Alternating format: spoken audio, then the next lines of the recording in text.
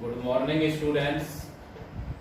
आज हम गॉस की प्रमेय के थर्ड अनुप्रयोग को पढ़ते हैं और आपका ये जो थर्ड अनुप्रयोग है इसमें हेडिंग आपकी जो कुमार मित्तल की बुक्स है उसमें आपकी हेडिंग डली रहती है आवेशित चालक के ठीक बाहर वैद्युत क्षेत्र की तीव्रता, और अदर बुक्स में आपकी लिखी होगी अनंत विस्तार की समतल आवेशित चालक के ठीक बाहर वैद्युत क्षेत्र की तीव्रता। मतलब अनंत विस्तार का एक प्लेट होगी और उसके आवेशित चालक होगा जिसके बाहर आपको वैद्युत क्षेत्र की तीव्रता ज्ञात करनी है। तो इसमें आप ये हम अनंत विस्तार का एक चालक प्लेट मानते हैं। इसके दो पृष्ठ हैं, पहला पृष्ठ 2, इधर 2 और 1। प्लस क्यू आवेश एक समान रूप से वितरित है और इसका पृष्ठ आवेश घनत्व क्या है आपका सिग्मा है। पहली प्लेट, अब इस प्लेट के बाहर एक बिंदु P है जिस पर हमें परिणामी वैद्युत क्षेत्र की तीव्रता ज्ञात करनी है। तो पहली प्लेट के कारण वैद्युत क्षेत्र की तीव्रता E1 है और दूसरी प्लेट के कारण भी वैद्युत क्षेत्र की तीव्रता क्या है E2 है। अब आपका प्लस आवेश है तो प्लस आवेश के कारण आप जानते हैं कि वैद्युत क्षेत्र की तीव्रता की दिशा जो रहती है हमेशा प्लस आवेश से दूर की ओर दिष्ट होती है। अब इसको हमें अपनी भाषा के रूप में चित्र को लिखना है तो आप, मैं बोल रहा हूं तो उसको लिखिए आप।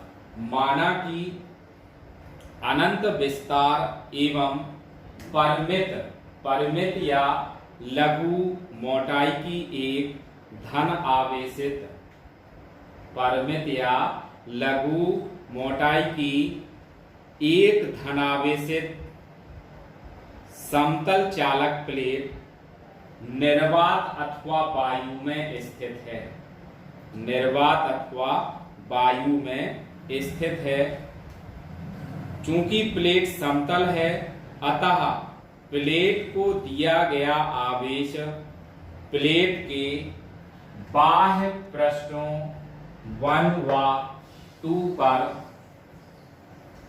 समान रूप से वितरित है। प्लेट के भीतर वैद्युत क्षेत्र सर्वत्र शून्य होता है।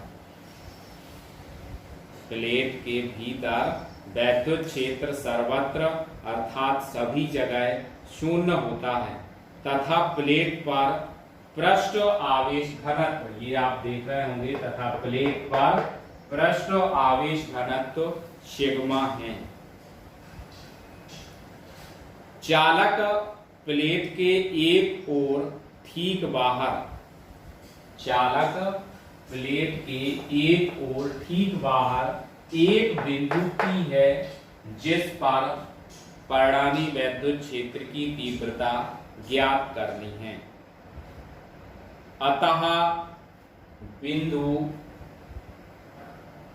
पर चादर एक के कारण वैद्युत क्षेत्र की तीव्रता हमारी क्या मानी गई है E1। अब अभी आप इसके जस्ट पहले सेकंड जो अनुप्रयोग पढ़ा था वहां पे आपने अनंत विस्तार की चादर के निकट वैद्युत क्षेत्र की तीव्रता E बराबर sigma upon 2 epsilon not find की। तो अब पहली प्लेट है तो पहले वैद्युत क्षेत्र की तीव्रता क्या हो गई E1 बराबर सिग्मा अपॉन 2 एप्सिलॉन नॉट।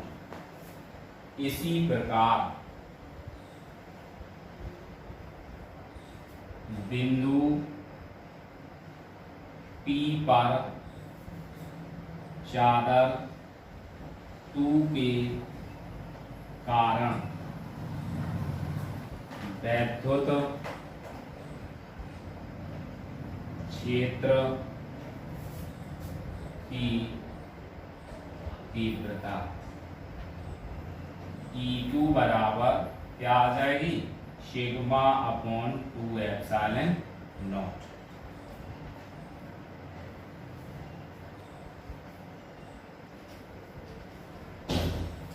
चूंकि E1 व E2,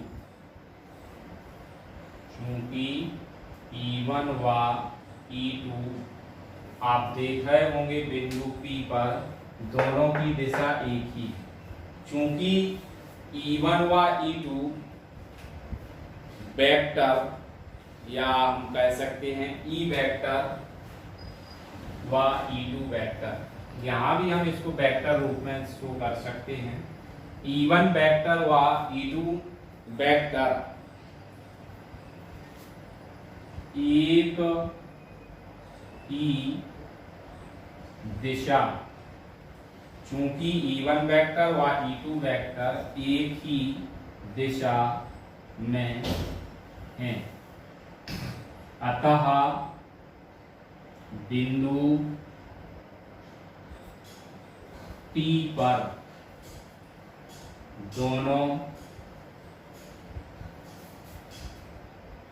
चादरों 1 व 2 के कारण परिणामी वैद्युत क्षेत्र की तीव्रता क्या आ जाएगी? E बराबर क्या आ जाएगी? E1 plus E2। तो इसी को हम यदि हम वेक्टर रूप में लिखें तो ये लिख सकते हैं E वेक्टर बराबर E1 vector plus E2 vector.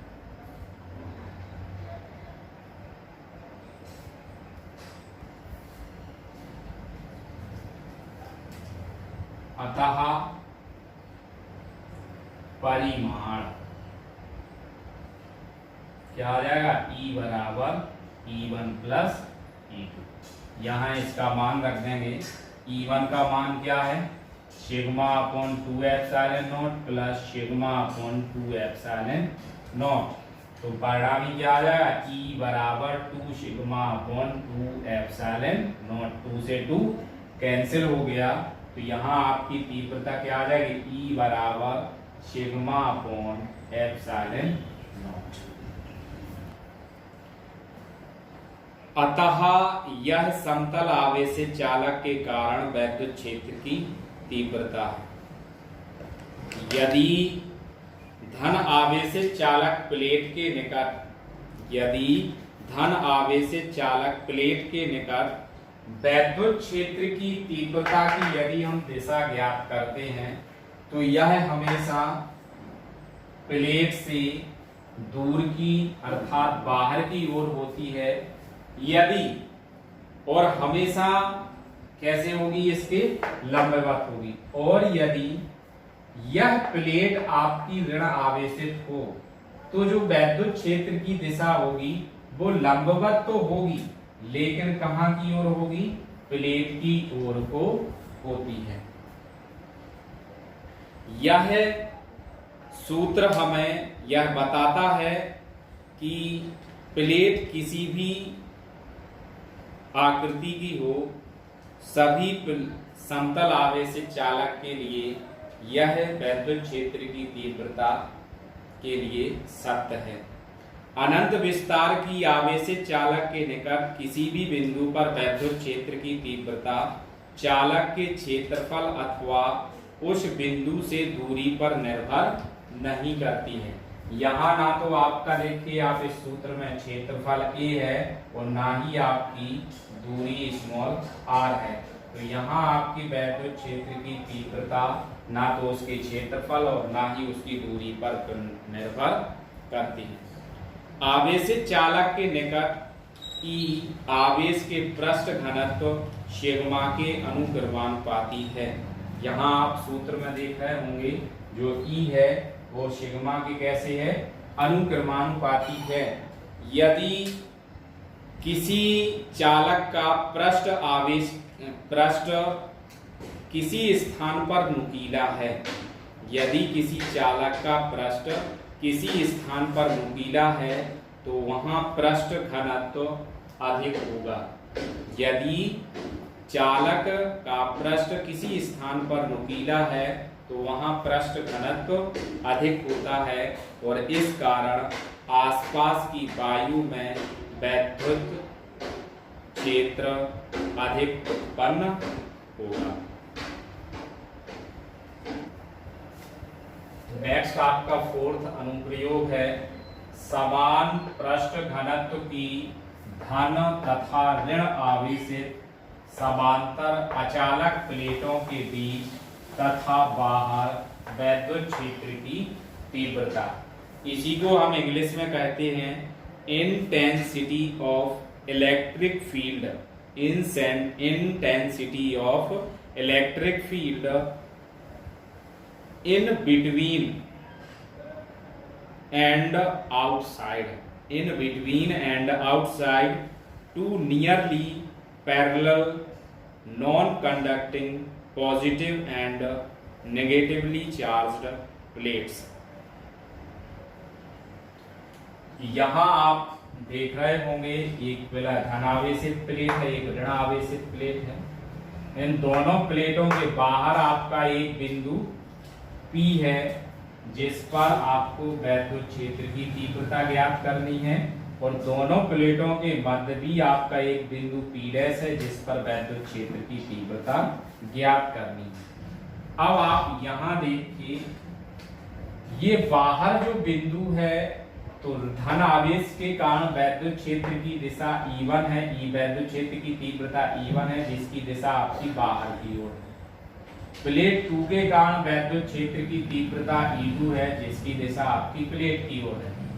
लेकिन जो दोनों प्लेटों के मध्य आपका पीडीएस बिंदु स्थित है तो E1 प्लेट के कारण 1 प्लेट के कारण वैद्युत क्षेत्र की तीव्रता E1 है और 2 प्लेट के कारण E2 है।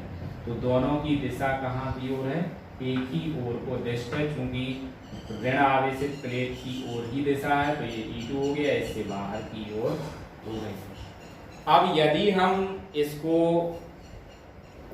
अपना लिखना चाहें, ये तो आपका चित्र के बारे में था कि आप चित्र को कैसे समझेंगे। अब यदि आपको चित्र के बारे में लिखना है तो माना कि दो बड़ी समतल अचालक प्लेटें एक व दो क्रमशः धन व ऋण आवेशित हैं जो एक दूसरे के समांतर आमने सामने निर्वात अथवा वायु में स्थित हैं तथा दोनों प्लेटों पर पृष्ठ आवेश घनत्व सिग्मा है। आपका जैसा चित्र है वैसे ही आपको फिर से आप दोबारा से सुनिए।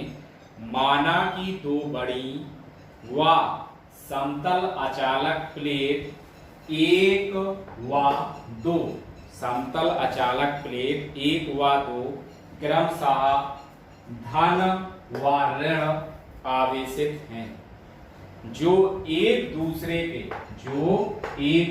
के समांतर आमने सामने निर्वात अथवा वायु में स्थित हैं तथा दोनों प्लेटों पर पृष्ठ आवेश घनत्व सिग्मा है।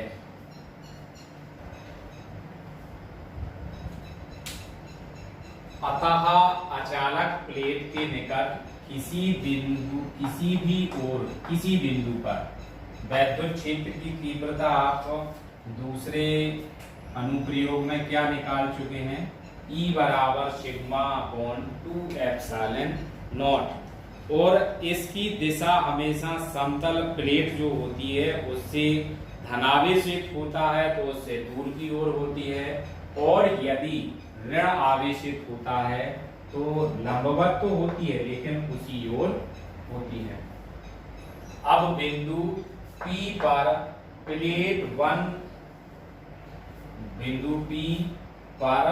प्लेट 1 के कारण वैद्युत क्षेत्र की तीव्रता,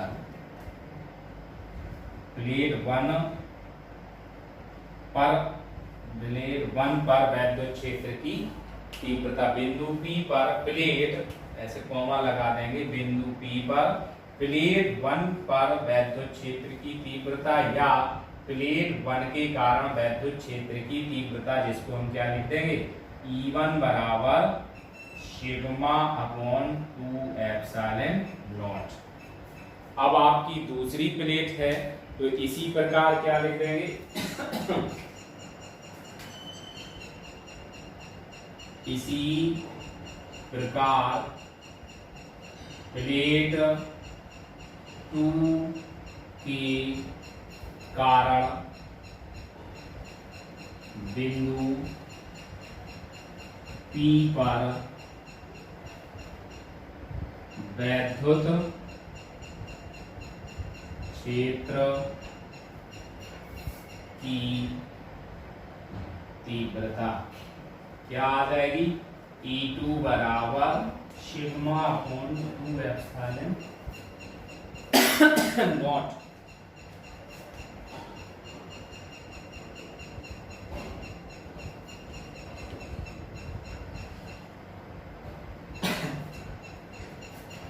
यहां क्या लिख देंगे, प्लेट 2 की ओर